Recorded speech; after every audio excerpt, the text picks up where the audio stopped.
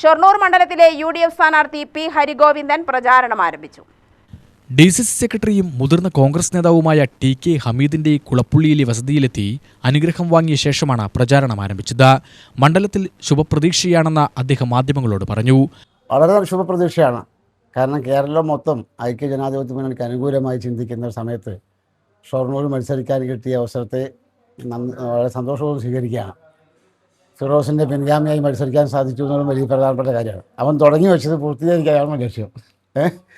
അതുകൊണ്ട് നല്ല ഭൂരിപക്ഷം വിജയിക്കുമെന്നാണ് പ്രതീക്ഷ.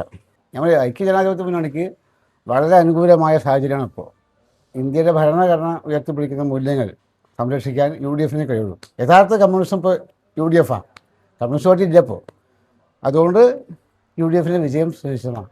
ഞാൻ പാർട്ടി എന്ത് പറയുന്നു അത് പ്രവർത്തിക്കുന്ന ആളാണ്. ഞാൻ ഒറ്റപ്പാലം ആഗ്രഹിച്ചും സത്യമാണ്. പക്ഷേ പാർട്ടി മത്സരിക്കാൻ പറഞ്ഞത് ഷൊർണൂരാണ്. അത് സന്തോഷവും സ്വീകരിച്ചു.